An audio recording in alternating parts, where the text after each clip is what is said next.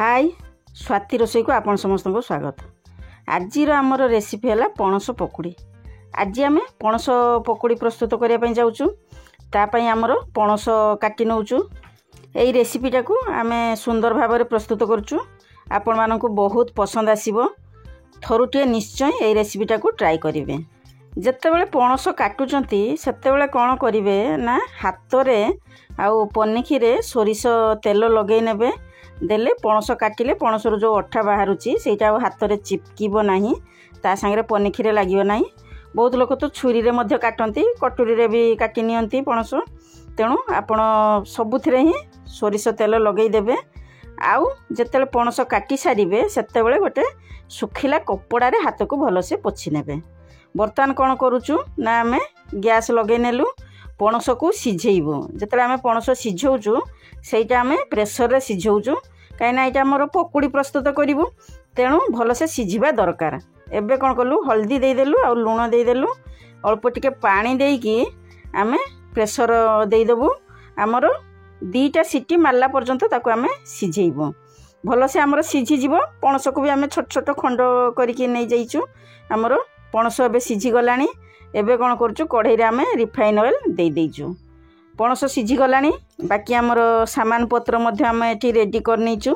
Recipe start करिवो। एइटा पकुड़ी आगे प्रस्तुत करिवो। आमे तापाई बेसन भुसुंगा पत्र कंचा लंका ये सब आम नहीं जाइचु। प्रथमे कौन करिवो ना आमर पणस जो आम सिझेइथिलु से पणस को आम माने छोट छोट खंड करके हाथ में छिंडे देबो। चकटिबुनी। एइटा आम पकुड़ी प्रस्तुत करुचु। चकटी देले सेटा बरा हेइजिवो पकुड़ी आउ लागिवो नाही। भल से आम पणस को छिंडे नेलु। एबे देदेलु जीरा पाउडर लंका गुंड लुण अल्प टिके खाइबा सोडा आम से देदेलु। ता सांग को गोटा जीरा अल्प टिके कंचा लंका काटिथिलु ताकू देदेलु। एबे भुसुंगा पत्र आम देदेलु। भुसुंगा पत्र देबे नहले जदि आपण चाहिबे धनिया पत्र मध्य सेथिरे देई परिबे। टेस्ट बढ़िया आसीबो। ता सांग को कोन करचु आम बेसन नेइचु। एबे कौन करूँ बेसन से ऊपर हल्का हल्का आम बेसन दबू गोलेबू आउ किछि पानी दबू नहीं। कहीं ना यहाँ आमर पणस सिझी पणस देहरे पानी माने रही। तेणु यहाँ पकुड़ी जदि प्रस्तुत करुँच सिमिति सुखिला बेसन गोले गोले मारे देले कौन हम सेटा माने कुरकुरा लगे बढ़िया से लगे। देखिए इमितिका ट्राई करेंगे आपन को बहुत पसंद आसीबो। सेपटे आमर तेल गरम हो सारा। एबे आम कौन करूँ से पणस को आम छाणी नबू। ये सुंदर भाव में आमर ये रेसिपीटा को ट्राई करूँ। आपण मानक बहुत पसंद आसीबो। थरुटे ये रेसिपीटा को ट्राई करेंगे। एबे तो रिसेंट मु पणस कप्ता रेसिपी छाड़ी भाई गाँव आसते पणसटे नहीं आसते। तेणु मन को आसला जे गोटे पणस तो आसी निहाती भाव में 2टा रेसिपी से आम पकेबू। तेणु अधारे आमर पणस कप्ता बनइलु अधारे आमर पणस पकुड़ी बनइनेलु। ये जो पकुड़ी रेसिपीटा माने बहुत लोग तो ट्राई करेंगे देखिथे किंतु थरुटे मो स्टाइल बनातु देखंतु टेस्ट करंतु जमार भी भूली पारिबे नहीं।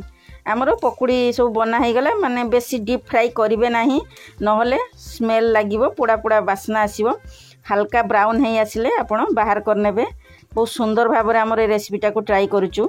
जदि मो चैनल को सब्सक्राइब करना ताहले एने सब्सक्राइब करनियंतु। साइड थिबा बेल आइकन को प्रेस करिया पई जमार भी भूलिबे नहीं। मु जेतेबेले नुआ नुआ रेसिपी छाड़बी आपण मानकु सब नोटिफिकेशन मिल जिवो। कमेंट सेक्शन में जनइबे मोर यही पणस पकुड़ी रेसिपीटा आपको केमिति लागिला। ज़्यादा से ज़्यादा शेयर करेंगे। जदि वीडियोटी पसंद आछि ताहले लाइक करनियंतु। बर्तमान आमर प्लेट लगा हो गला। अदर आइटम मध्य बना है सुंदर भाव में आमर प्लेट सजा हो गलानी। एइटा आमर बर्थडे स्पेशल आम पणस पकुड़ी रेसिपी ट्राई करथिलु। ता संग घर को गेस्ट आछंती भाई आ पुओ तो पूरा खुशम खुश हो जाउची। एते आइटम बना हो गला। समस्ते खाइया पई बसी गलु माने आ बास्ना जते हम पणस पकुड़ी छाणुचु एते सुंदर बास्ना होची पूरा मोहम बासी जाउची घर। बढ़िया से टेस्ट मध्य बढ़िया हेची कुरकुरा लागुची। पुओ को मध्य बहुत पसंद भाई को मध्य बहुत पसंद आसिला। बाबू कहला प्रथम थर पर पणस पकुड़ी खाऊची आउ एते टेस्टी मध्य हेची एते कुरकुरा लागुची माने जेमती मुहर भी छाड़बनी। सतरे आपण मानक जो कहूची ता नुहे। आपण माने डिश बनातु ट्राई करंतु देखंतु निश्चय आपन को पसंद आसीबो। पूरा कुरकुरा भी लागे बढ़िया लागिवो। एबे तो पणस आमर सीजन सरी सरी आसिलानी। तेणु जल्दी से पणस आणंतु आउ एई रेसिपीटा को ट्राई करनियंतु। ପଣସରେ ମୋର ତ ଆଗରୁ ଆହୁରି ମୁଁ ରେସିପି ଡାଳିଥିଲି ଆମର ପଣସ ଏଇଟା କପ୍ତା ଏବେ ବନେଇଥିଲି ଇଏ ତ ପଣସ ପକୁଡ଼ି ଗଲା ତା ସାଙ୍ଗରେ ପଣସ ଆମର ବିରିୟାନୀ ବନା ହେଇଥିଲା ପୁଣି ପଣସ ତରକାରୀ ତ ମଷ୍ଟ ବଢ଼ିଆ ଲାଗିବ ହିଁ ଲାଗିବ ରହିଲି ମୁଁ ପୁଣି ଗୋଟେ ନୂଆ ରେସିପି ନେଇ ଆପଣମାନଙ୍କ ପାଖକୁ ଆସିବି ମୋର ଏଇ ପ୍ରୟାସ ସବୁବେଳେ ଜାରି ରହିଥିବ ବାଏ ବାଏ।